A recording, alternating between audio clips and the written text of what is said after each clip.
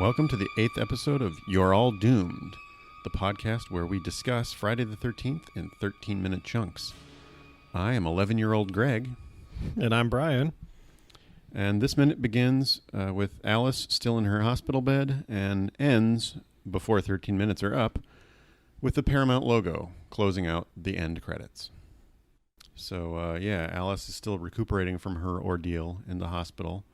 And Sergeant Tierney, the friendly police officer, arrives at her bedside to kind of get the scoop on what happened.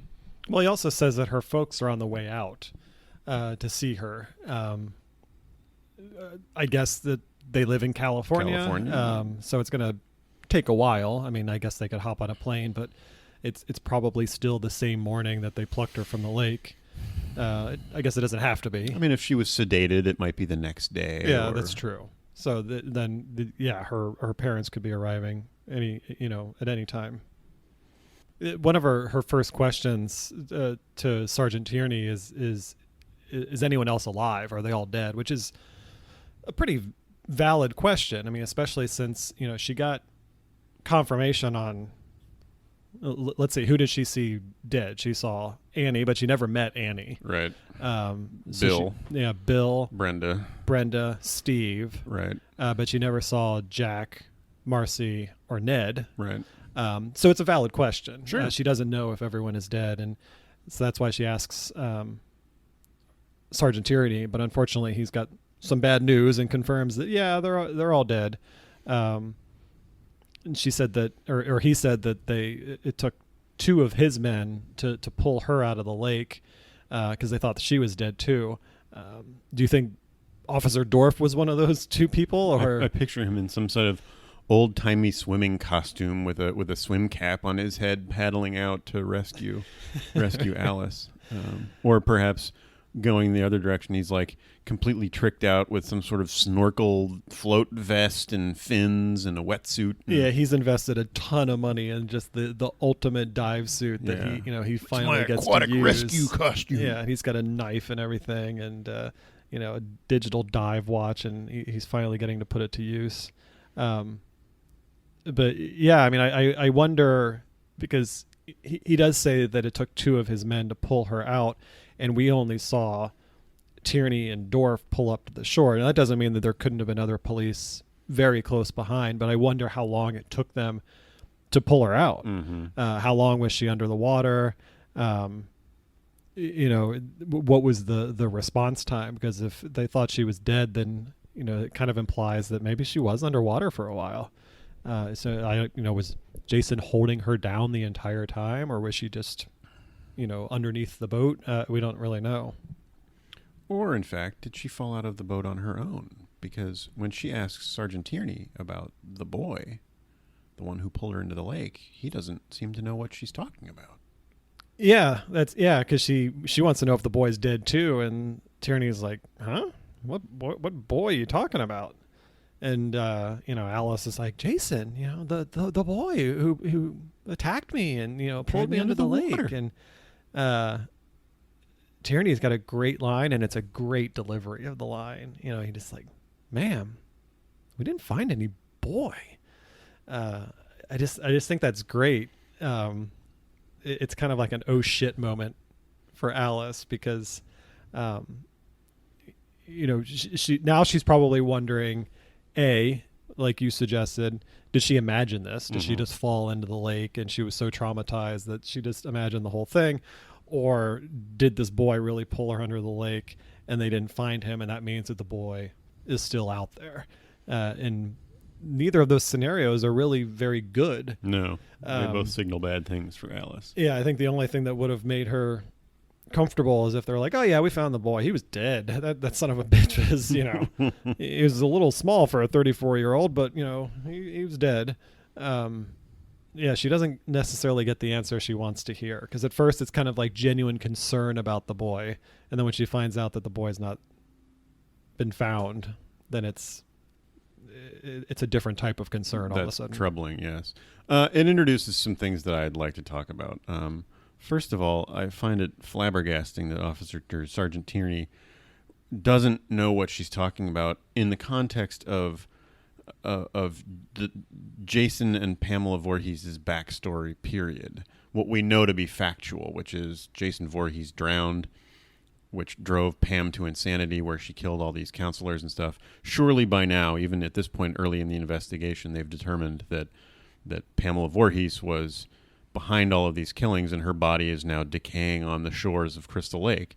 And by knowing that, they would see, oh, that's because her son Jason drowned in that very lake in 1957. Yeah, everyone seems to know that. I mean, Everyone Crazy seems to know Ralph that. is going around saying shit about the curse of the camp, and Right. the drowning of the boy is part of that curse. Tierney's complete ignorance of who this boy in the lake could have even been doesn't ring quite true to me, because he'd at least say, oh, Jason's been dead since 1957. Yeah, right. And then, of course, it's the larger question of, was this a dream sequence, or was Jason truly in the lake? From a screenwriting and filmmaking perspective, I believe at one point it's been said that Sean Cunningham intended this to be a dream sequence, that there never was any boy in the lake, that it was just an attempt to emulate the jump scare at the end of Brian De Palma's Carrie, and that they thought it'd be kind of cool to end with this shocking moment, little knowing what that could then open the door to. Yeah, in there the were future. no intentions beyond that. It was just like, oh, let's just scare the audience one last time. Right. So it's a question, but I do like your point that Alice wondering whether or not she's had a very real experience at the end of this ordeal is kind of bad news for her either way. That is chilling, and that's kind of a great ending for this movie. That's a pretty chilling conclusion. So, I mean, what do you think that she imagined? I mean, like, forgetting what happens next in terms of, Right. the other movies, just Right. do you think she imagined what happened? And if so, what really did happen? I have trouble rationalizing any scenario in which it really happened to her because of Jason's appearance in that scene. I personally love the idea that Jason is in fact still out there, but he would not look like an 11-year-old boy. And I can't imagine that he was paddling around under the water all that time. So I almost feel as though it's two things happening simultaneously. One is Jason may very well still be out there, which would be creepy as shit. But it's also Alice being unfortunately infected by the madness of Pamela Voorhees. And so she hallucinates a very similar vision. After what she's gone through, she shares this hallucination of Jason in the lake. And the canoe tips over, or Alice panics and tips the canoe over, herself. But this whole thing is imagined in her mind, and it just so happens that Jason may also be out there. That's not waterproof. That's not airtight. But that's kind of the only thing I can bring to my head to rationalize it. So I'm interested to hear what you think. Well, the only reason why I don't, and this doesn't resolve all the issues, but the reason why I don't think it's a dream sequence is because Jason looks exactly how he looks when Mrs. Voorhees imagines her conversations with Jason, which Alice obviously never saw that end of the conversation. She only saw the Pamela end of it. So the fact that she saw the same exact thing doesn't line up. Good point. But again, that doesn't rationalize what happens, because the version of the boy that comes out of the lake would not look like the version of the boy that drowned in 1957, which is what we're seeing. So it doesn't explain anything. But I also don't know how someone would go out into the lake in a kayak and fall in on her own and not be able to get out, unless you can't swim, which is fine. But yeah, and I mean when you tip over a canoe, because it's a canoe, it's not a kayak. Whatever. When you tip over a canoe, they're hard to flip back over. when you're the one in the water. So and they're pretty unstable. They're easy to flip. So if she's floating in the lake in this post-traumatic haze and then has any sort of violent twitching motion of her body, I could see it rocking the canoe to the point where she overbalances and capsizes, and then it would be very difficult to get back into the canoe once it's been flipped over. There is a way that she could accidentally have done it to herself in conjunction with any sort of hallucination that she had. And the other thing is that you've got Tierney and Dorf on the shoreline. Now, they admittedly could be distracted by the body on the shoreline. So, maybe the first thing that they do when they get out of the car is they walk over and they see the decapitated head and then the body. And maybe their attention is drawn to that before they focus their attention up at the canoe in the lake. Because she falls into the lake very, very soon after they show up, and they don't see it. They may see the end result of her falling in, but they still kind of acknowledge that it sounds like it maybe it took them a little while to get her out of the water. So they knew she fell in, but they didn't see how it happened. So we don't even have an eyewitness account of like, oh no, we saw you fall in. You stood up and tried to get our attention and lost your balance and fell in. There's nothing like that. So we only have Alice's version of the story, and it just doesn't necessarily make sense. But when you just kind of peel back the layers and realize that it was done purely for a jump scare, then it's not going to hold up under scrutiny. Right. But you kind of have to, because of what happens later. Yeah, you gotta let it run. So you have to kind of justify it a little bit, but we're just not able to do that based on the information that we're given here. Yeah, I mean the lesson you come away with from these movies, from this movie and these movies, is don't look under the hood too much, because they're not going to line up. I mean, continuity is difficult enough when you have a saga planned out and know where you're going. When you're making it up on the fly and just making decisions based on what you're able to do that day, you just got to hope for the best. And there are going to be some seams, and that's fine. When you look under the hood, it's going to be like Ned's truck. It's just not going to work once it gets a little wet. Right. So you just have to just take it for what it is. And so, we end the movie. Alice has survived. She is the lone survivor of the camp counselors of. Not before we get Lake. one last look of Crystal Lake, though. There's a kind of a serene image of just the surface of the lake. It's very similar to what we saw when Alice was floating in it in the canoe, except there's no canoe this time. It's just the empty lake. The empty lake, but probably reading into this a little bit much. But there's some bubbles that come to the surface of the water and across the water, and I think that's just a natural occurrence. It's probably just bugs probably, touching the surface of the water and creating ripples, but it's kind of front and center in the shot. And so I don't think it's deliberate. I don't think they tried to make those bubbles occur, but I think when they did, they thought, oh, that's kind of nice. Let's keep that in there. Yep. And I kind of like to think of it as something under the lake and not just, bugs or fish, there's something more there. Yeah. And it also kind of adds an interesting element of menace to the lake itself, as though the lake is a character in this story and a malevolent character in this story, which, I kind of like that idea that there, I'm not saying I want there to be more going on here than we are shown, but just the site itself has just as much to do with what terrible things have happened there, as though perhaps it actually is cursed, or has become cursed because of what's happened. Yeah, and the lake is going to live to see another day. Yeah, and, it survived, this, and it'll survive again, and I think that's why we go back to the lake one last time and don't just get like a hero shot of Alice hugging her parents in the hospital or something. It's like, yeah, okay, Alice might be okay, but the camp and the lake are still going to be a problem, and that's why we're going to go back there one last time and just show you that, like, it's still there. It's still there. You didn't get rid of it. And so then we launch into the closing credits of the movie.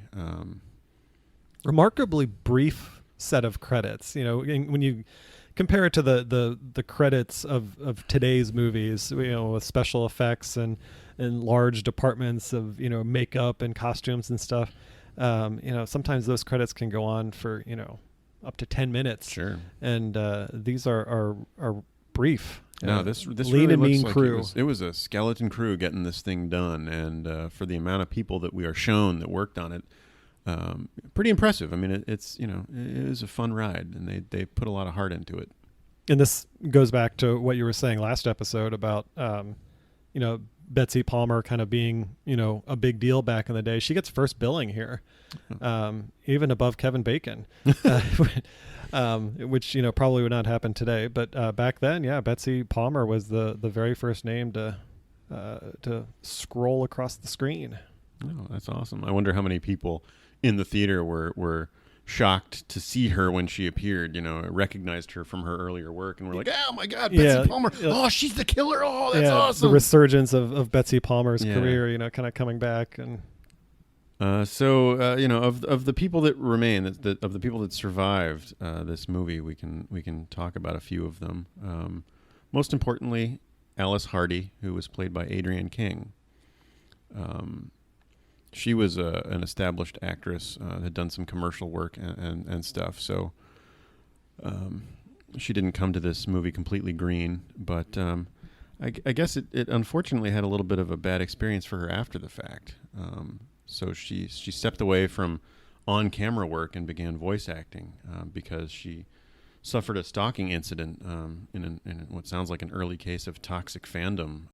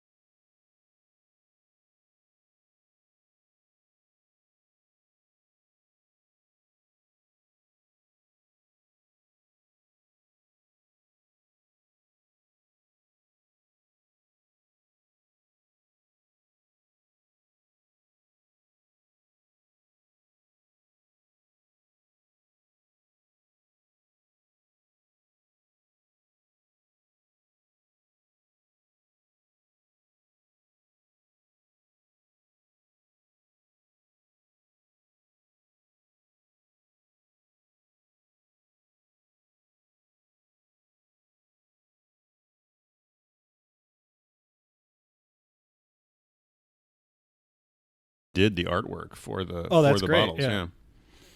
She's an artist in her personal life, and I thought it was an especially nice touch.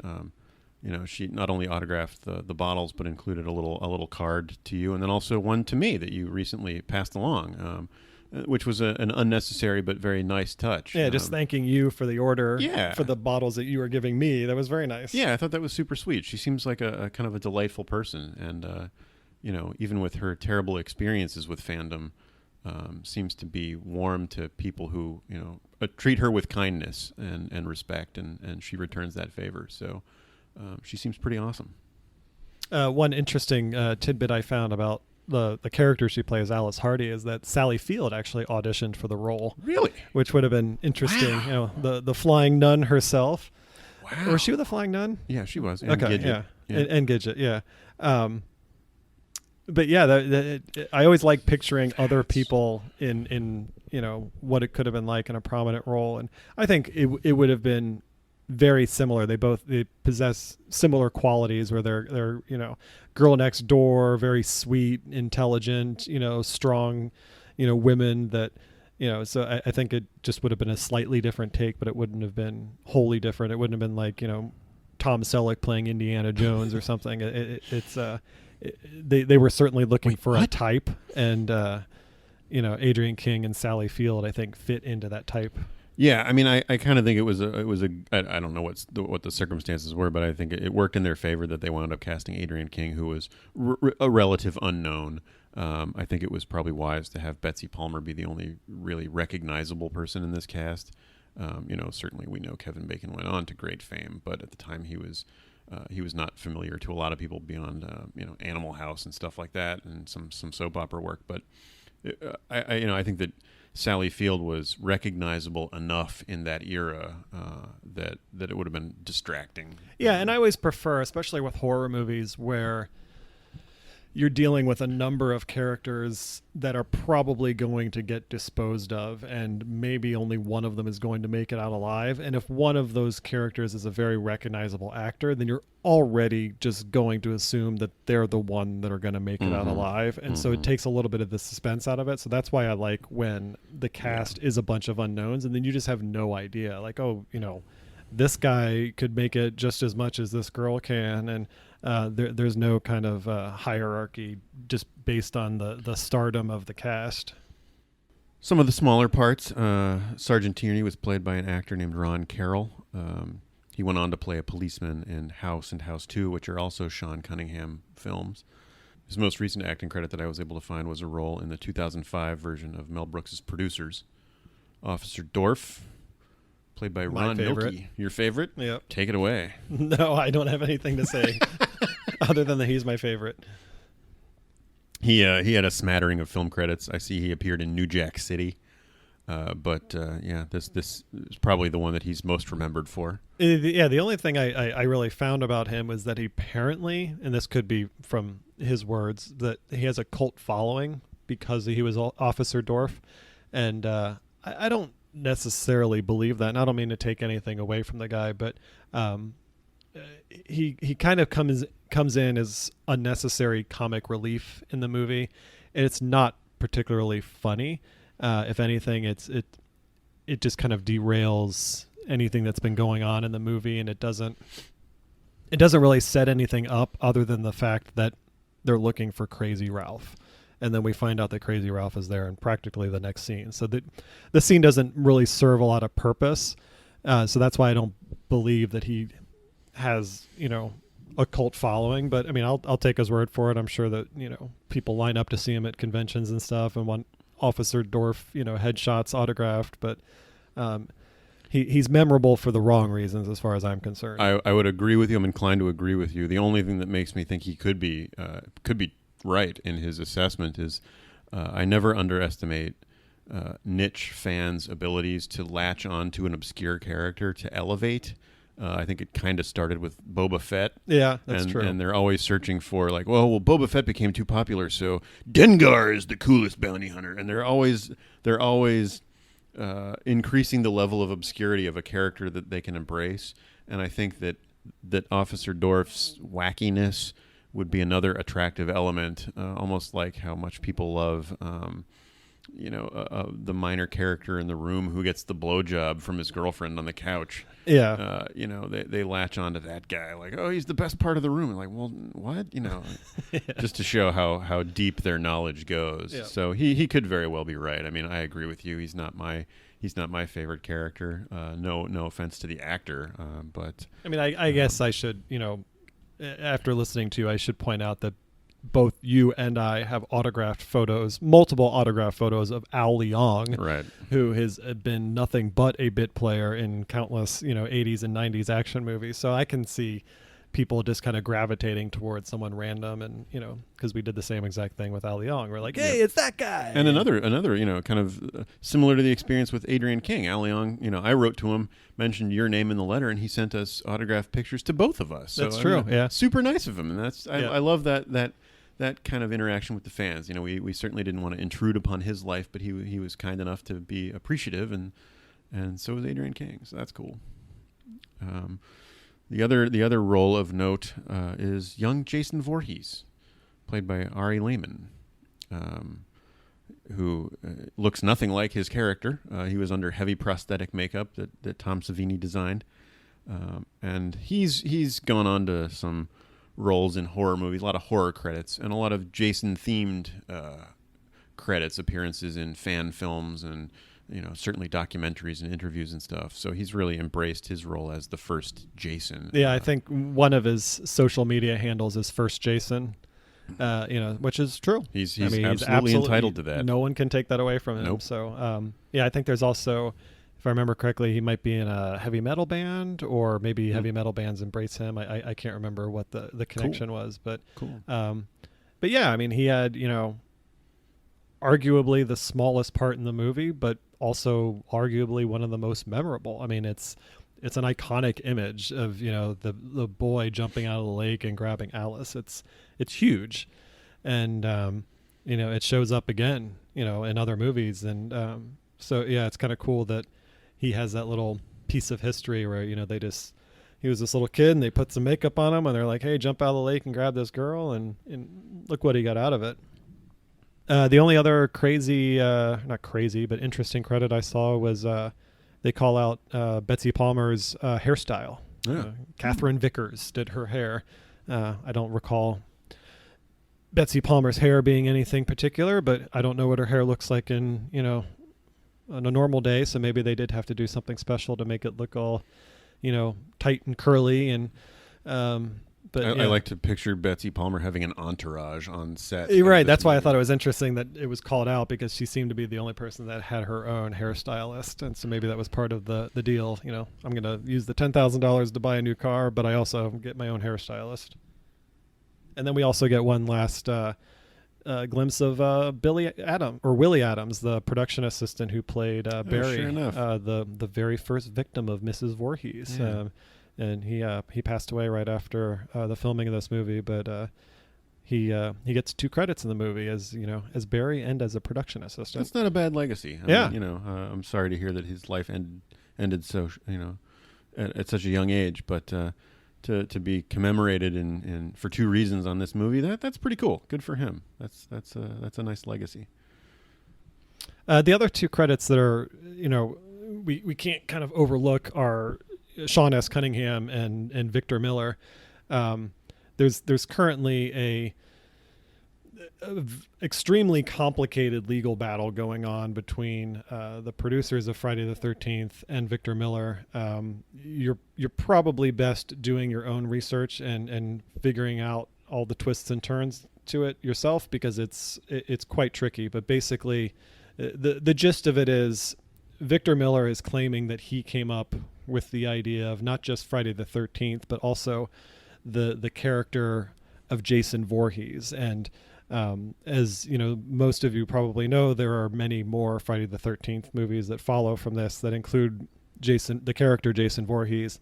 And I think Victor Miller's argument is that he should kind of have a stake in some of that because he developed the character. But the producers are coming back and saying, well, there's a couple of layers to it, but one of the things that they're saying is that that Victor Miller did not necessarily create the character of Jason as we know him today, which is a hockey masked killer.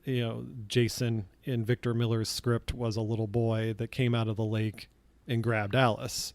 So they're 2 very different versions of derivative, a character, but distinct. Yeah, and then the other layer is that Victor Miller is saying that he came up with the story on his own, whereas the producers are suggesting that it was their idea and Victor Miller was simply a hired hand that executed, dictated essentially their vision and put it down on paper. And so there's arguments about whose idea was it really. Yeah, and when he wrote this script, the producers are claiming that it was a work for hire job, and so they own the material that they paid him to write. And I understand his claim is that the deal hadn't been finalized and was not in place when he actually did the writing, and therefore that copyright statute does not apply in this case. But there's are huge ramifications to the lawsuit. Once it's determined which direction it's gonna or what the ruling is. Currently, nothing is happening with the franchise because of this lawsuit. There was a video game that came out a little over a year ago that was producing new downloadable content every couple of months, and they had to cease operations on that stuff because of the lawsuit. We obviously haven't seen any new movies. They were getting ready to go into production of a new movie. I think it was last year, and at the 11th hour, they pulled the plug because of this. But one of the interesting potential outcomes from these rulings is that Victor Miller could win, but the end result is probably something that no fan wants to see, which is, or maybe if he loses, see, I don't remember what the scenario is, but there is a scenario where Victor Miller could proceed with stories about Jason Voorhees, but he can't possess any of the qualities or traits that we see in movies beyond the first Friday the 13th. So it's the swampy little 11-year-old exactly. running around. So he can't have any of the distinctive qualities like the hockey mask, probably the machete, the fact that he can't talk, the fact that he's on a campsite. Basically, it's just not Jason Voorhees. So I don't think that's something that anyone wants to see. But that is actually one of the outcomes where they say, yes, Victor, feel free to carry on with your Friday the 13th idea and Jason Voorhees, but it's not going to bear any resemblance to things that we're familiar with. And as for Sean S. Cunningham, he's certainly been busy over the years. Directed Deep Star 6.